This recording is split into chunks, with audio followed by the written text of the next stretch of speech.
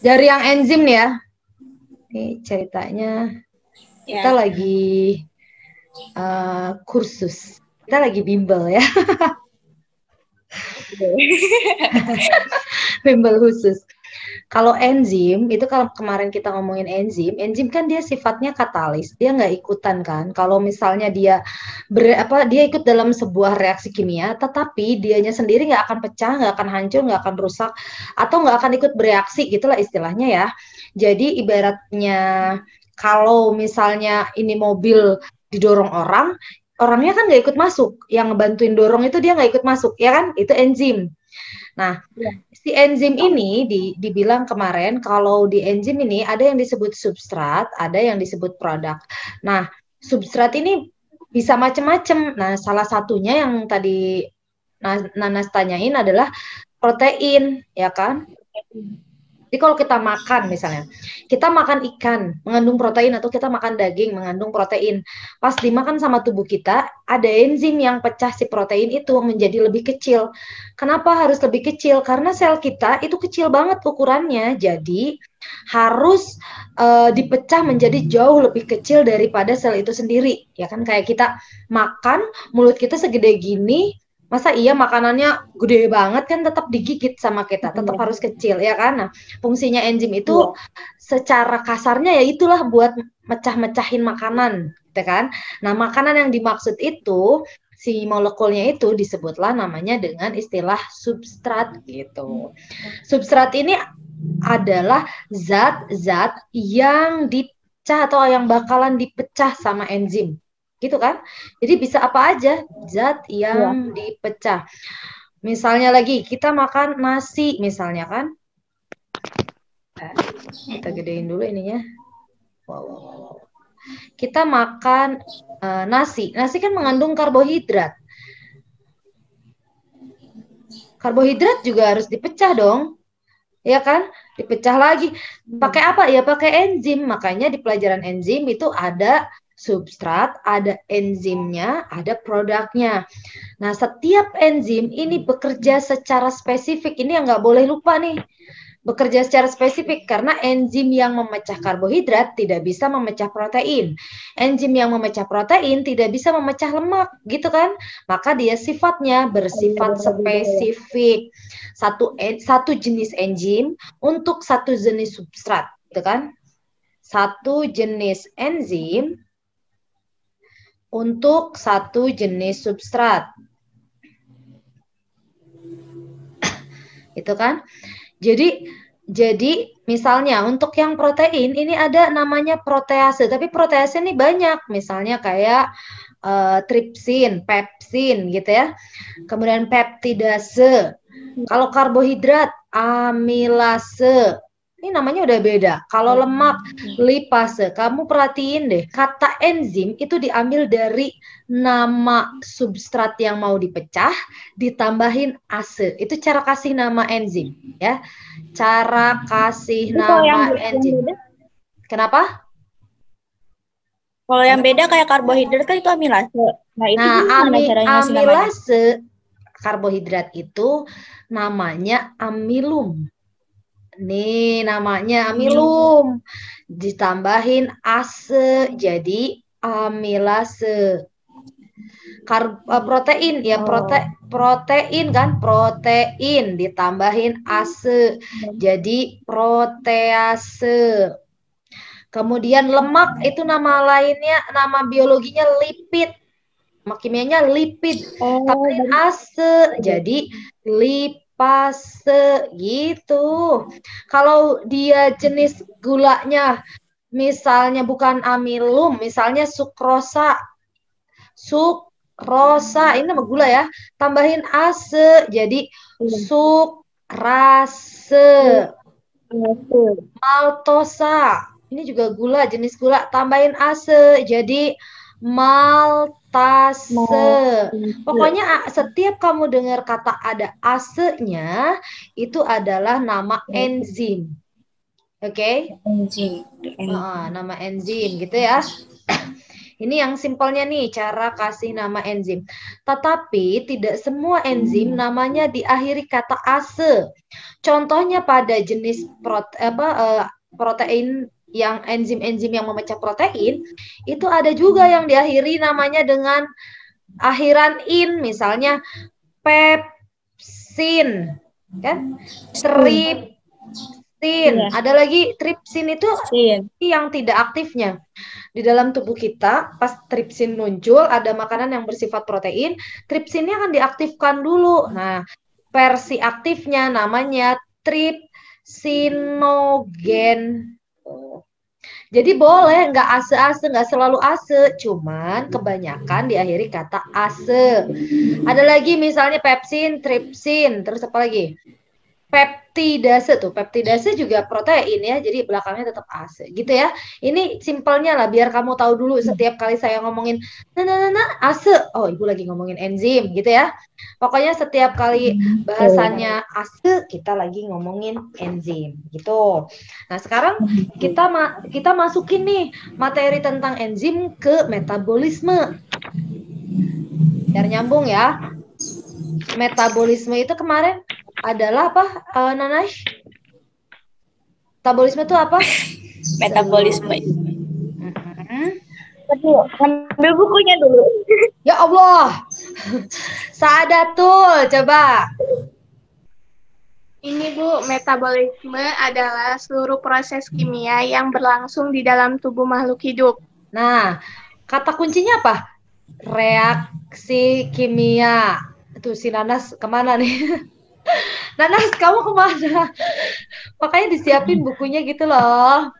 Reaksi kimia, yang namanya reaksi kimia berarti ini nih, ada kerja enzim di dalamnya. Karena dalam reaksi kimia ada dua kan kemarin, ada katabolisme. Ayo, Nanas tuh baru muncul. Ini kita ceritanya lagi bimbel biologi nih, bertigaan doang. Katabolisme, ada anabolisme. Jadi metabolisme itu adalah seluruh reaksi kimia yang terjadi dalam tubuh makhluk hidup. Artinya semua makhluk hidup mengalami yang namanya reaksi kimia dalam tubuhnya. Ada proses kimia dalam tubuh kita. Gara-gara siapa? Salah satunya gara-gara enzim. Gitu kan? Enzim ini terlibat di dalam proses metabolisme atau dalam proses reaksi kimia yang terjadi dalam tubuh kita. Kan ada dua nih, katabolisme itu adalah memecah. Kalau anabolisme itu adalah membentuk. Dalam proses pemecahan berarti sesuatu yang besar ini kita pecah menjadi jauh lebih kecil gitu kan? Kecil. Ketika ini terjadi, terbentuk energi. Energinya terbentuk. Tetapi ketika dalam proses pembentukan, dari yang kecil-kecil dibentuk jadi lebih besar atau lebih kompleks, ya kan? Lebih kompleks. Nah, pada saat ini terjadilah pelepasan energi. Ini kan? Gitu. Ini kuncinya, kata kuncinya ada di sini. Nah, kalau kita ngomongin katabolisme, yang dibahas apa? Respirasi sel. Dalam proses respirasi sel, kita menghasilkan energi. Sebanyak berapa ya respirasi sel energi yang dihasilkan? 38. Nah, 38 ATP. Tapi dalam proses anabolisme, energi yang dibentuk dalam proses anabolisme akan digunakan gitu ya. Di sini terjadi energy consumption. Meskipun dalam proses respirasi sel pun sebenarnya terjadi penggunaan energi, tetapi setelah digunakan energi yang pernah kebentuk, itu yang dari 38 itu, nanti dibikin lagi. Jadi intinya dalam proses katabolisme itu kita lagi bikin energi, supaya mitokondrianya bikin energi terus-menerus, maka kita selnya hidup. Oke, kalau di anabolisme membentuk, biasanya yang dibentuk apa? Ya makanan. Dibentuk makanan. Nah, kalau di sini makanannya yang dipecah untuk jadi energi kalau di katabolisme. Kalau di anabolisme dengan menggunakan energi kita membentuk makanan. Jadi katabolisme sama anabolisme ini kayak daur ulang gitu ya. Seperti daur ulang gitu. Jadi katabolisme kita belajar ada 2 jenis katabolisme.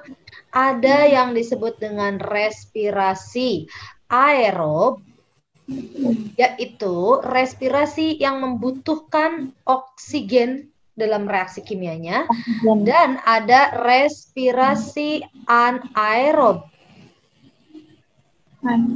Ini tidak membutuhkan oksigen. O2 itu adalah oksigen. Kalau yang respirasi aerob, ya ini respirasi sel. Yang bekerja apa? Mitokondria di sini. Alat utamanya ya mitokondria, tetapi juga terjadi pada sitoplasma atau cairan sel.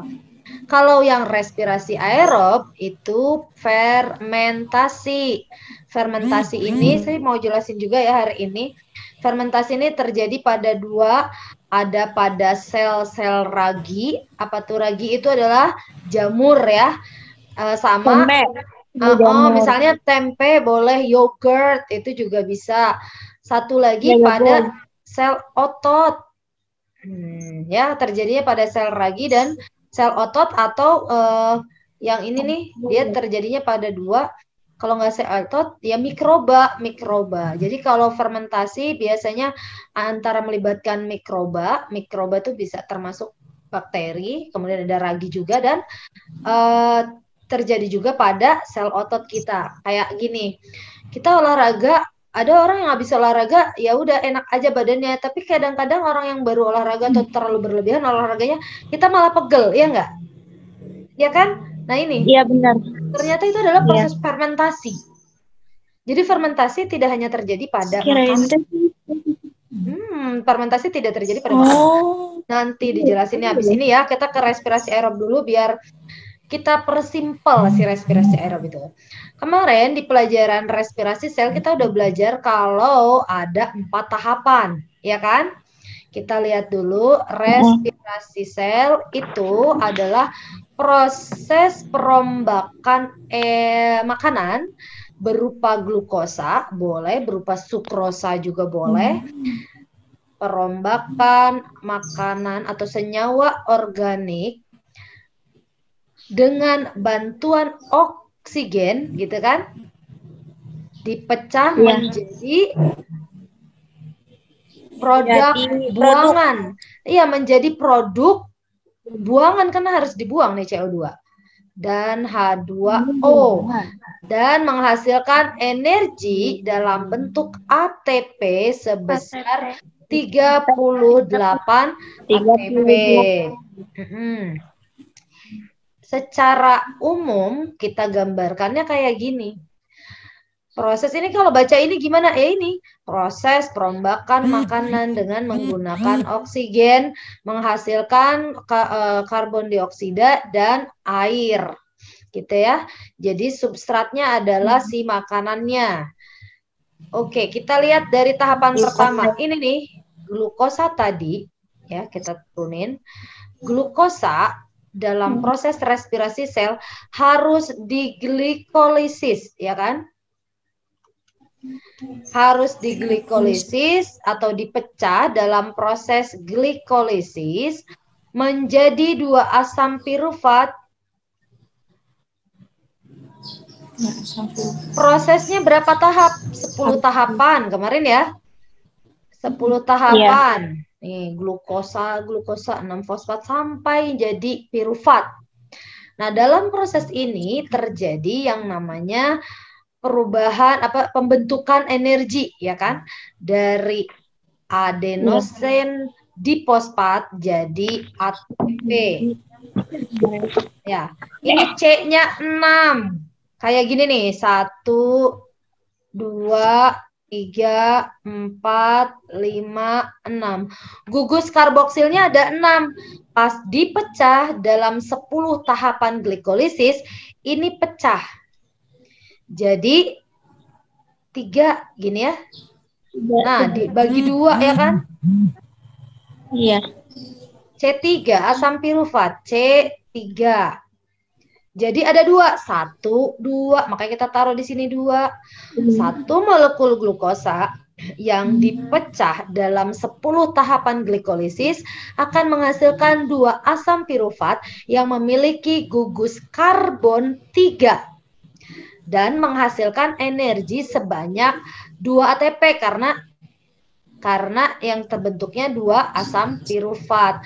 Nah, di proses ini juga terjadi yang namanya pembentukan NADH sebesar 2 molekul. NADH ini adalah energi bersenyawa tinggi yang dibentuk dari koenzim NAD yang nggak bisa digunakan dulu kecuali dikonversi menjadi energi berbentuk ATP. Jadi nanti ini harus dirubah jadi ATP gitu ya. Jadi ini hasilnya adalah 2 ATP, energi yang dihasilkannya ya, dan 2 NADH gitu. Nih. Ini ya energi yang didapatkannya. Oke. Kemudian di tahapan selanjutnya asam pirufat ini akan didekarboksilasi oksidatif, dekarboksilasi oksidatif. Di proses ini ada kalimat oksidatif. Artinya di sini ada penambahan oksigen, kan oksidatif. Di sini ada oksigen nggak? Nggak ada. Glukosa jadi 2 asam pirufat. Makanya baik respirasinya aerob ataupun anaerob, glikolisis bisa terjadi. Selama ada gula, bisa dirubah jadi 2 asam pirufat meskipun keadaannya tidak ada oksigen. Kayak pegel. Itu glukosa kita banyak. Pas nggak ada oksigen dirubah jadi asam pirufat. Pas ada oksigen juga dirubah menjadi asam pirufat. Nah, perbedaannya nanti antara respirasi aerob dan anaerob adalah di sini. Ketika 2 asam pirufat berada dalam keadaan penuh dengan oksigen, maka dia akan dioksidasi. Caranya dengan mendekarboksilasi alias menghilangkan salah satu gugus C-nya. Ini kan tadi 3 nih, contoh yang ini dulu ya. C-nya 3, dilepas 1 nih. Dilepas jadi 1.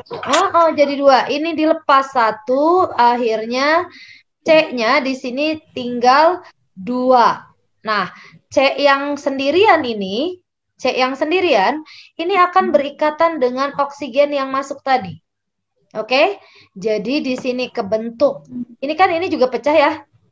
Jadi ini pecah juga. Iya. Nah, ini pecah juga. Berarti ini masuk ke sini. Oksigennya berarti ada 2 ya. Nah, ini yang ini C2 ini ngebentuk gugus namanya asetil. Ini kan C-nya ada 2 nih. Nah, ini. Ya kan? 1, 2, kita taruh di sini 2. Di sini asam pirufatnya ditambahin koenzim A. Berapa? 2, kan ada 2 kan? Tambahin 2, berikatanlah dengan asetil. Jadi ngebentuk koenzim A. Begitu ya.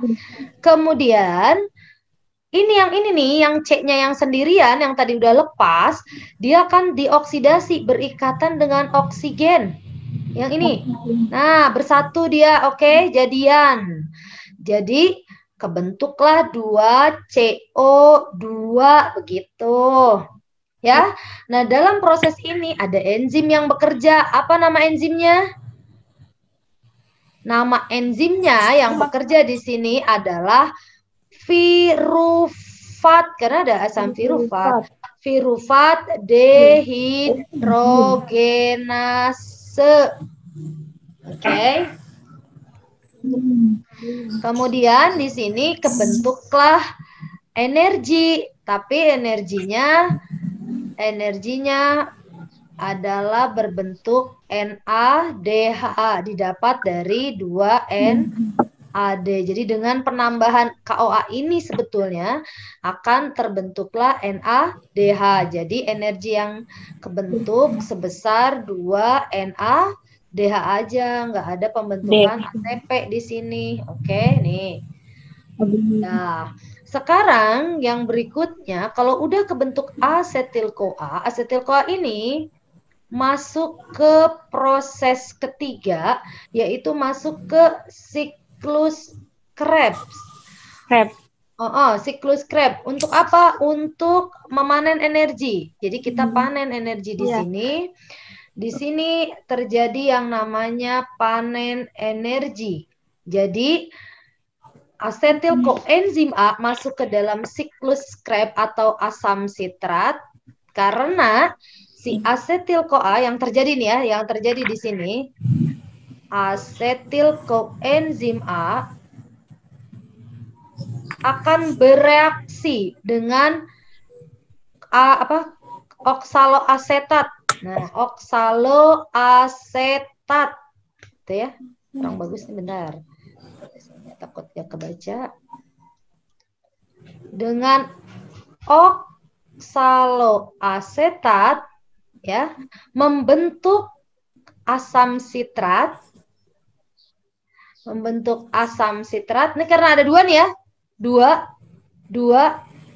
Ini ngebentuk asam sitrat. Tetapi kemudian asam sitrat ini akan diproses dalam siklus Krebs yang panjang itu ya, dimulai dari kita kesiniin, dimulai dari kondensasi dari sini dulu, asetil CoA bertemu dengan oksaloasetat ngebentuk asam sitrat. Ya kan, asetil CoA sitrat. Di sini prosesnya yang pertama namanya kondensasi.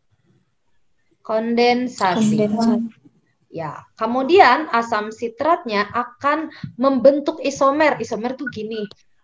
Asetil CoA ini dia punya gugus C-nya 2 kan tadi ya, ini ya 2 ya. C-nya dia ada 2, oksaloasetat itu C-nya ada 4. Berkondensasi dia ngebentuk asam sitrat yang punya gugus C6. Nah, asam sitrat membentuk isomer, artinya kalau isomer gugus C-nya sama, tetapi rumus molekulnya sedikit berbeda. Namanya isositrat, karena isomer itu sama ya. Isositrat. Makanya nama prosesnya adalah isomerasi di sini. Ini nama prosesnya isomerasi, pembentukan isomer dari asam sitrat menjadi isositrat. Dari C6 jadi C6 lagi. Gitu kan? Iya, nanti ya. Bukan sama. Jadi sama nih. Kemudian isositrat ini akan didekarboksilasi. Oke, didekarboksilasi artinya C yang tadinya 6 kehilangan 1 gugus C-nya. Jadi sisa berapa? 5. Iya kan?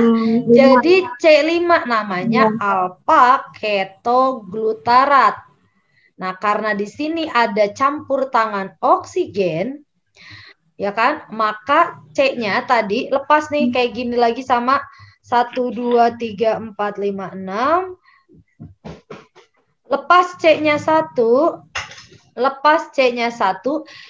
ini kan didekarboksilasi, namanya istilahnya sama. Nah, C yang ini berikatan dengan O2, kebentuklah CO2. Setiap CO2 yang kebentuk ini akan dilepaskan keluar sel dengan cara difusi. Ya, dengan cara difusi. Kemudian kebentuk alfa ketoglutarat dan menghasilkan energi dalam bentuk NADH. Sayang jangan. Dalam bentuk NADH.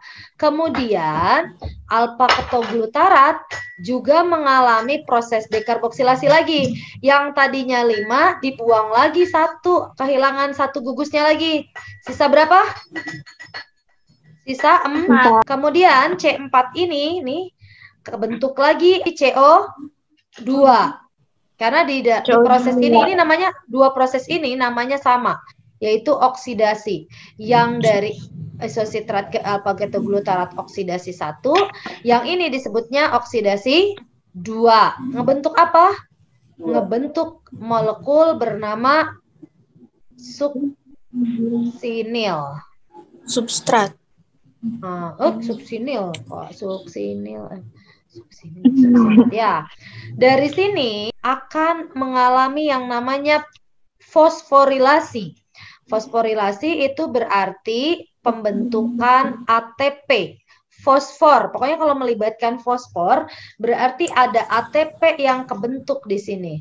Nah, di sini tadi karena ini sama nih, ada oksigen di sini yang bekerja, maka kebentuk tadi NADH ya di sini ya. Jadi ada 2 nih NADH-nya.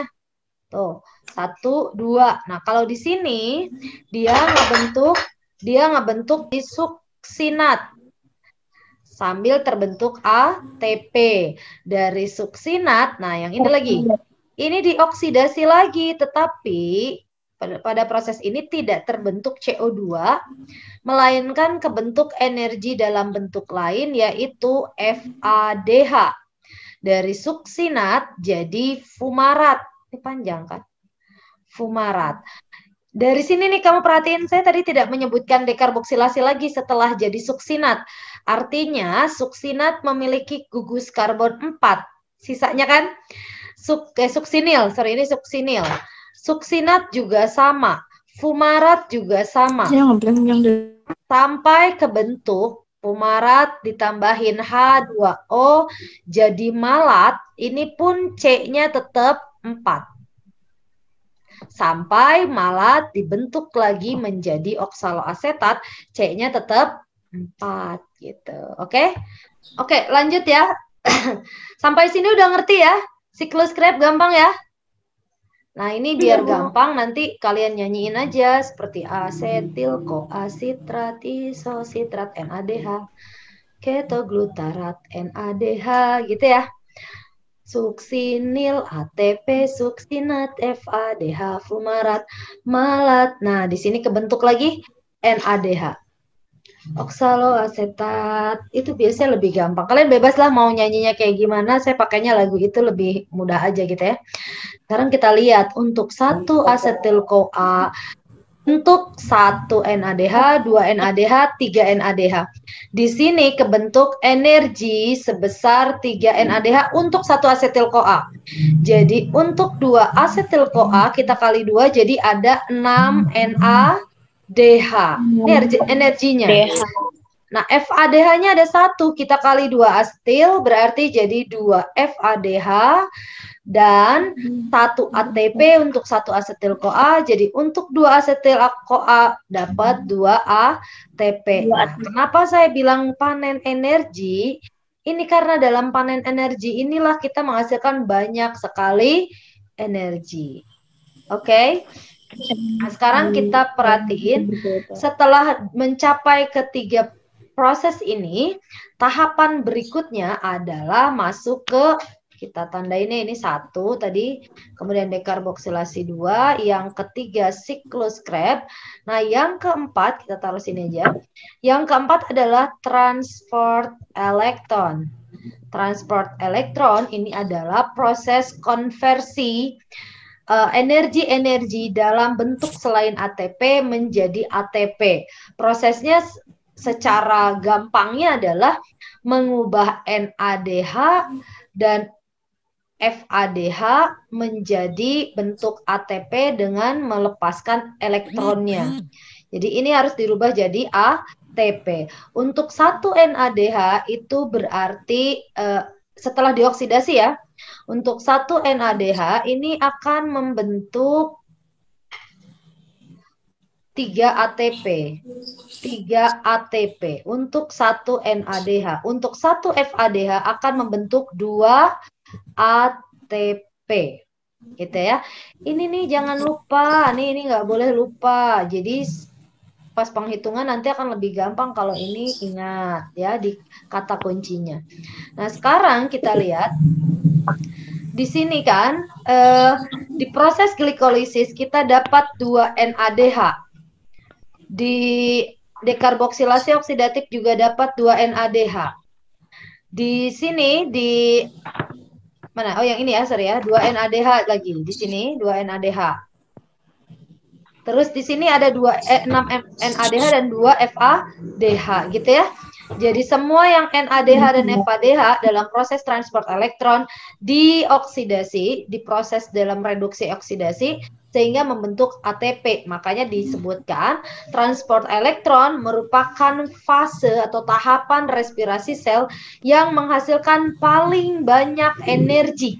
Karena di sini terjadi konversi, ya istilahnya gitu ya, konversi energi dalam bentuk senyawa tinggi menjadi energi ATP. Kita lihat ke sini di atas aja ya.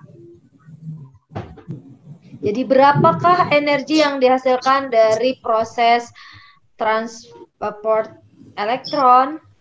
Kita lihat di sini. Untuk transport elektron dari glikolisis, dia mendapatkan energi sebesar 2 NADH tadi ya. Dari dekarboksilasi oksidatif juga 2 NADH. Dari siklus Krebs dia dapat 6 NADH dan 2 FADH. Sekarang kita konversi. Untuk 1 NADH 3 berarti 2 NADH berarti 6 ATP. 2 6 ATP. 6 NADH 6 kali 3 18 ATP. 2 FADH 2 kali 2 berarti 4 ATP. Kalau kita total jadi berapa semuanya? 34 ATP. Jadi kalau ditanya berapa total ATP yang dihasilkan dari proses transport elektron, sebesar 34 ATP. Gitu ya. Nah, kalau dari glikolisis, total glikolisis berapa? Ya kita tinggal jumlahin. 2 ATP ditambah 2 NADH. Berarti 2 ditambah 6 ATP sama dengan 8 ATP. Gitu ya. Kalau ditanya total yang glikolisis 8 ATP. Kalau ditanya total dekarboksilasi oksidatif 2 NADH, nih 2 NADH dikali 3 ATP. Jadi dekarboksilasi oksidatif dia dapat 6 ATP. Untuk ya nanti. Untuk yang ini, untuk yang siklus Krebs 6 NADH berarti dapat 18 ATP ditambah 4 ATP ditambah 2 ATP. Jadi totalnya berapa? 24 ATP. Jadi sekarang kita tahu ya kalau misalnya ditanya total energi, maka jawabannya untuk glikolisis 8, dekarboksilasi oksidatif 6, siklus Krebs 24, transport elektron 34. Lah ini totalnya tadi katanya 38. Dari mana? Semua energi yang dihasilkan dari 3 tahapan ini ditotal. Berarti kalau ditanya respirasi selnya dapat berapa? Dari glikolisis 8, dari dekarboksilasi oksidatif 6, dari siklus Krebs 24. Jadi totalnya berapa tuh? 38 ATP. Jadi jawabannya 38 ATP. Nanti dari 38 ATP dikurangi 2 ATP. 2 ATP ini akan digunakan lagi dalam proses glikolisis berikutnya. Jadi 2 ATP ini yang digunakan dalam proses glikolisis di tahapan awal dari mulai glukosa dirubah jadi sampai ke fruktosa 1,6-bifosfat. Ini digunakanlah 2 ATP. Dipakai 2 ATP-nya. Dari mana 2 ATP ini? Ya dari sini, dari 38 ATP yang dihasilkan di proses sebelumnya. Gitu ya. Makanya kadangkala disebut jumlah total ATP-nya sebesar 36 ATP dengan catatan 2 ATP sudah digunakan untuk transport aktif pada proses glikolisis berikutnya. Begitu, ini namanya respirasi sel yang aerob. Gitu ya. Ada pertanyaan sampai sini?